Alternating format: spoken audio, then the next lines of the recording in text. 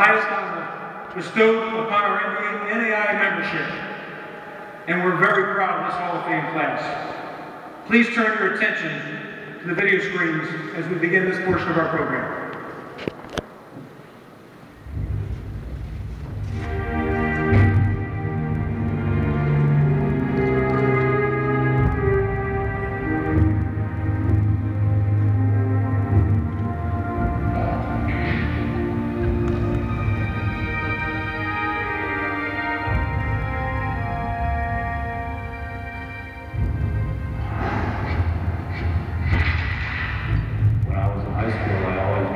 Being a college basketball player, and I dreamed of being at North Carolina State or North Carolina, and an NAIA school, Catawba College, made that dream come true for me. Had 4 amazing years of playing college basketball for my coach, Sam Moyer, a member of the NAIA Basketball Hall of Fame as well. And during those 4 years, I developed this dream of becoming a college basketball coach. And I thought maybe sometime that I'd be coaching at University of Missouri, KU, North Carolina, Duke, in NAIA school, Missouri Western, made that dream come true for me. And after spending 7 years there with some amazing coaches as an assistant, I always dreamed of becoming a head coach. And Missouri didn't call me. But Columbia College and NAIA school made that dream come true for me.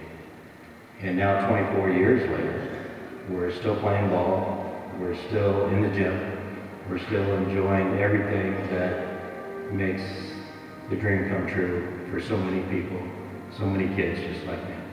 As much as important as winning games is,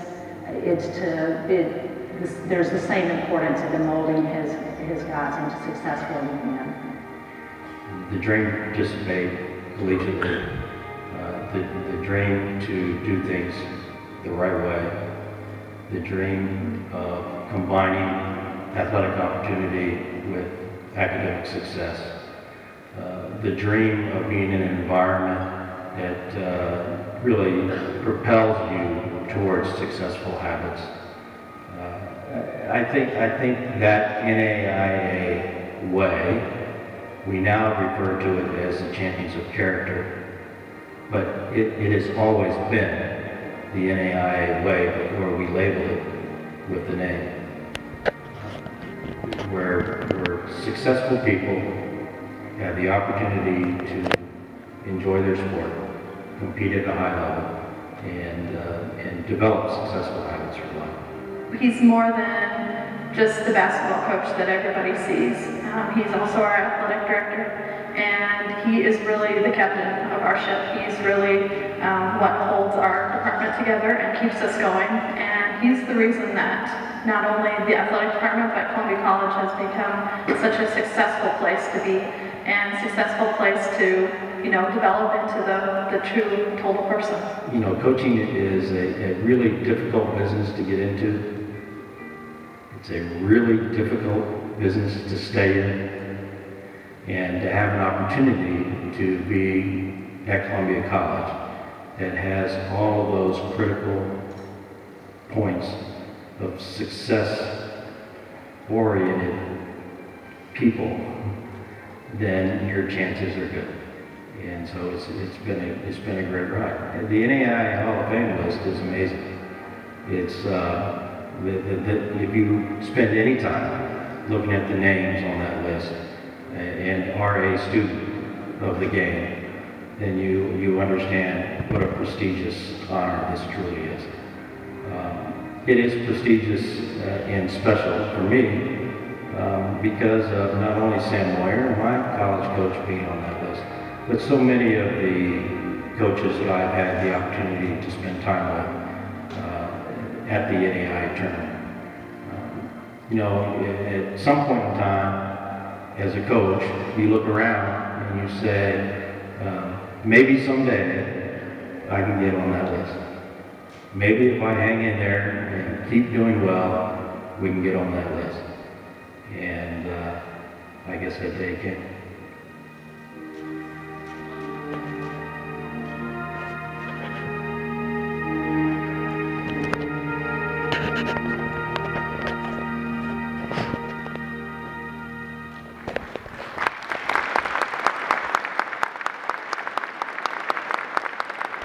And now to introduce Coach Bob Burchard is his son, Brett Burchard.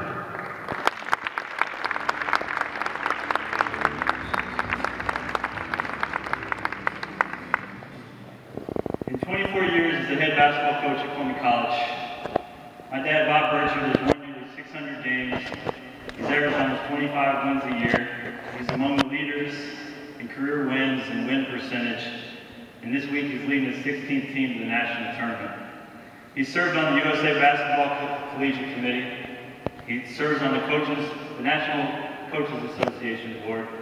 And he's been an influencer at the highest levels of this association, including a driving force behind the Coaches versus Cancer initiative on the NAIA level. But what makes this particular moment so special is not the numbers on the plaque or the accomplishments on his resume. What makes this particular moment so special is that from the very beginning, this journey has truly been a family endeavor. Starting from me being born on the first day of summer basketball camp, and even earlier with my mom's unyielding support and my infant sister taking naps in ball racks. It's no exaggeration to say that we were raised in the gym. And even more so for me as we aged, and I held afternoon study halls courtside so I could watch practice. And I dismissed curfews so I could watch evening practices. Oh, maybe other coaches' sons can relate to this. But my mom would drive me crazy when dinner on game nights would run a little long and I wasn't able to get to the gym at least 45 minutes before tip-off. But she understood the value of the experience as much as anybody. She drove across the state and across the country and excused us from school so we could enjoy the experience. It was her journey too. We all shared in it and we all gained from it. Now my dad may get a bad rep for recruiting, considering after 18 years of impermissible benefits that I still chose to play ball at a different NAIA school. But there's no questioning his coaching. Despite not playing directly for him, he coached me every step of the way. Through huddles at practice, through film sessions after games, through recruiting trips in the spring, morning conditioning in the fall, and around the dinner table at night.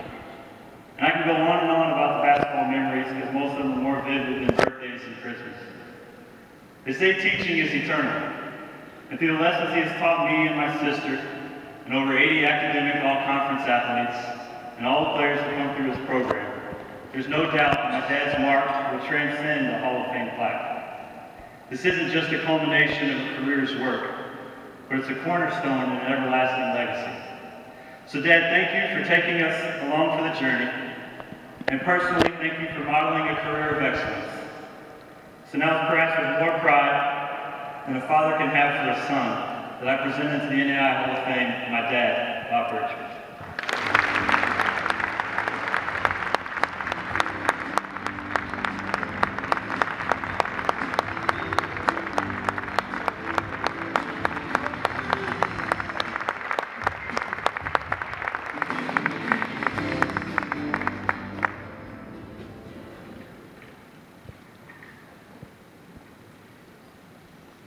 Happy 75th birthday, NAIA.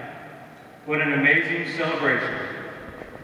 Thank you, Jim Carr, John McCarthy, Scott McClure, Kevin D., the entire NAIA staff, and Buffalo Funds for being such great caretakers of college basketball's first and toughest term.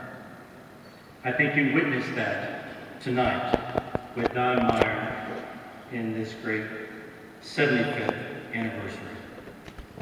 Thank you to the Hall of Fame Selection Committee and those who supported my nomination. It is incredibly humbling and an honor to be in the same class as the great Vivo Francis. 24 years ago, our first game at Columbia College, we were preparing to start this journey. You know what it is, guys, like first games, you're nervous, extremely nervous. You want everything to be perfect. You want the team to be great. You want everything to be just right. 20 minutes before the game, somebody ran up to me and said, "Coach, what are we going to do about the national anthem?" I said, "Oh my gosh, I forgot the national anthem." I ran out to the parking lot, got in my car, 20 minutes before the game, drove to downtown Columbia, ran into this wonderful little record store called Streetside Records. Ran into the store and was met by a clerk, and let me describe the clerk. He had spiked hair everywhere. He had piercings everywhere, was dressed totally in leather and chains. Just picture the Birdman. You got it. He said, "How can I help you?" And I said, "I am really in a hurry. I need a tape of the national anthem." And he went into the back, and you know what it's like when you're really in a hurry. Seconds are hours. And I didn't think he'd ever return. He came back, and he said, "Well, I couldn't find the national anthem. Will the Star Spangled Banner work?" I said, "It will tonight." I guess after that episode, Columbia College decided I needed a ton of administrative help. And many of you are here today, and I'd like to acknowledge you.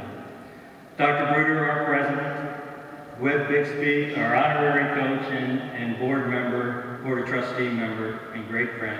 Faculty athletic representatives, Liz Metcher and Dr. Polly. Associate athletic director, Cindy Foddy, who you saw on the film who put my nomination together. Assistant AD, Drew Rizella. Coordinator of athletic services, Kim Kleagle. Great staff friends, Jane Long and Phyllis Grant. Many former assistant coaches in our current staff as well.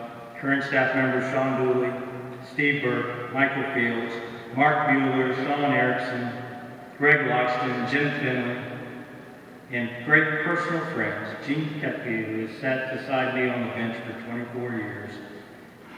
Gene Woloski is here as well, another great friend. Our Cougar Club members, and I do have to mention my longtime friend and coaching legend and mentor, Gary Fogel, who's no longer with us.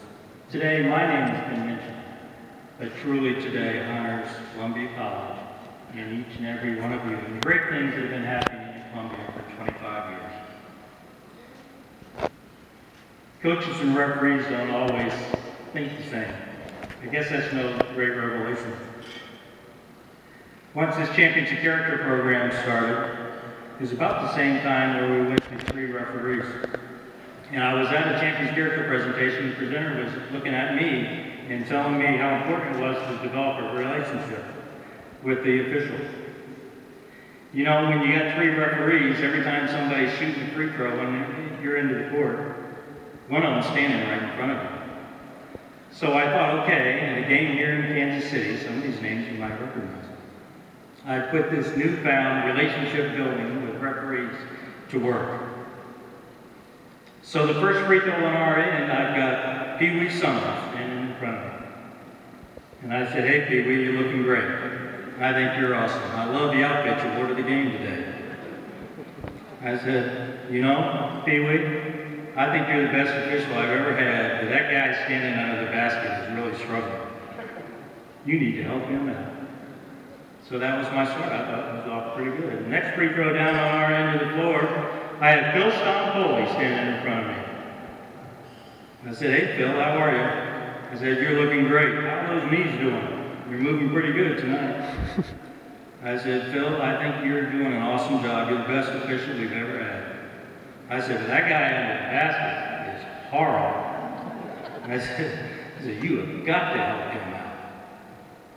About the third free throw down on our end, Larry Lady's standing in front of me.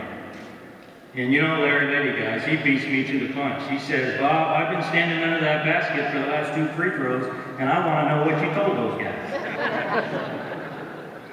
I said, "Larry, I told him you'd be glad to help him out at half." We got hammered. From John Fogarty to Jerry Pollard to J.D. Collins to Justin Ingalls to Pee Wee Summers to Phil Stompoli, and yes, Larry Lady, we have had great relationships. Coaches and players don't always think alike. Our first year at Columbia College had never had a winning season. And I told the guys, if we had a winning season, we were going to cut down some nets in that gym. And the day was coming. We knew we were guaranteed the winning season. And I was so excited. And as that game wore down, it was like a championship game. And when we knew we were going to win, I took off running across that court like Jim Galvano. We just won the national championship, looking for scissors to cut down the nets. Out of the corner of my eye, I saw our best player running down the hallway, out the door, out of the gym, like Jim Galvano. And it really bothered me. Only later did I find out that his Columbia girlfriend was behind the bench during the game, and that his out-of-state Florida girlfriend had shown up as a surprise and was sitting right next to his Columbia girlfriend. He was not interested in cutting down nets. I hope each of you players out there this week are interested in cutting down nets. Tonight, my name has been mentioned, but truly tonight honors the team that we have here now and all the teams that preceded you. Tonight is your honor. Coaching is a family business, as Brett has said. When Brett was 6, doing all the things he talked about, he was working our bench, and we had an absolutely horrible home loss. And Mom was putting him to bed and tucking him in, and Brett looked up at his mother and said, "Mom, I don't think Dad used his personnel very well tonight." And Mom, being a great mom, said, "You know what, Brett? I think you're right. I totally agree. But let's just keep that between us." I do have family here. My wife, Miss Faye, who also serves as the Dean of Student Services there at Columbia College. Our beautiful daughter, Jennifer, and her husband, Matt, and brother, Ed. Tonight, my name has been mentioned, but tonight truly honors the sacrifices you all have made to help my dream come true. I truly do thank each and every one of you. This is one moment in time that I will cherish for a lifetime. Thank you.